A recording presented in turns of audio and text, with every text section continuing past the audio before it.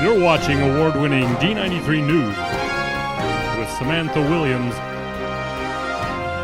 and Phil Campbell, number one in the Gem State.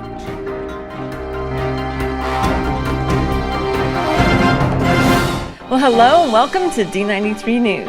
It's the end of a horrifying month, Sam, and has nothing to do with Halloween. There were far too many stop-arm violations in the month of October.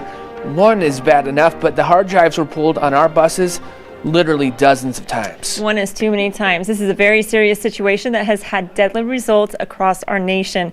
Michaela Luong is standing by in Bus 32 with more. Michaela.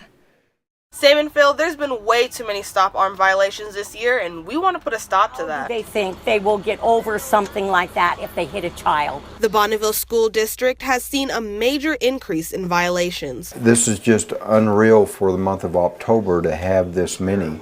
The violation doesn't go without consequence, and that could be an injury or possible death of a student. To prevent this, the district has equipped all of its buses with cameras that capture images of violators. We have a hard drive system and camera system on our buses, so we're able to see the traffic pattern, at least from the driver's side where the stop arm is, and we're able to capture the license plate, and also in some cases we're able to actually capture the face recognition.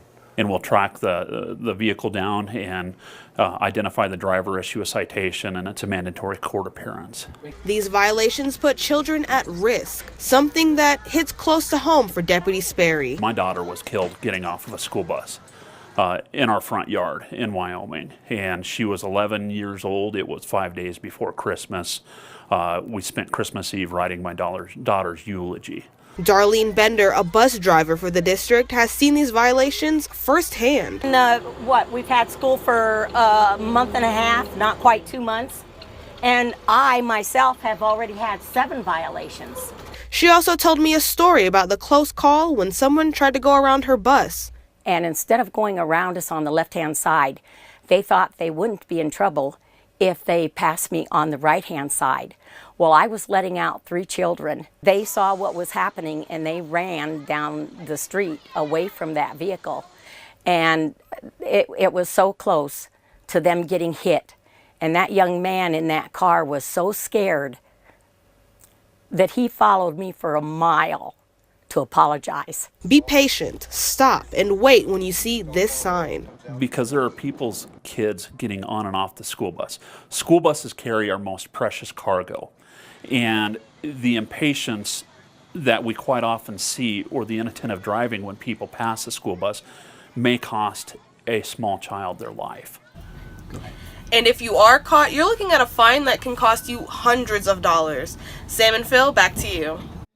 Thanks, Michaela. And now for some much happier news. That's right. Back-to-back state champs. The Bonneville Bees volleyball team did just that by dominating the competition at the state tournament in Coeur d'Alene. It was a little trickier this time around. Instead of traveling across town, the Bees had to go to another time zone. It didn't slow them down at all, and they cemented their legacy of being one of the best volleyball teams ever in the history of high school sports in the Gem State. Bonneville sophomore Stetson Moss claimed the 5A boys individual cross-country title this weekend. This is a big deal as he is the first male 5A state champion from this side of the state since 2003. He's also Bonneville's first boys individual state champion since the legendary Jed Barta did this back in 1998. The awards and accolades continue to come in for D93 News, this time from OSPRA, aka the Oregon School Public Relations Association, invited the Bonneville School District's D93 News team to their lovely state to show them how we use Facebook Live and social media to help bridge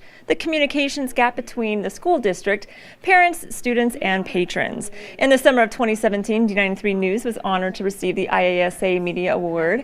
As you know, D93 News is a weekly newscast that highlights the awesome achievements of the district's students, staff, and community. This year's OSPRA Fall Conference was attended by school public relation officials from Oregon, Washington, and California. And of course, Idaho. We were there. Idaho. We're almost through the first trimester of the 2017-2018 school year. You should receive an email of the Fall Parent Newsletter this week. The district parent newsletter is an efficient way to keep parents, staff, and students informed. This edition of the Parent Newsletter offers information on our new alert hotline, child nutrition news, the success of our PE and music programs, and we can't forget an update on our newest edition, Thunder Ridge, which is slated to open on August 28th, 2018. Wow, lots of great things. Well, that's going to do it here for us. Thanks for joining us for this edition of D93 News. We'll see you next Tuesday right here on our Facebook page.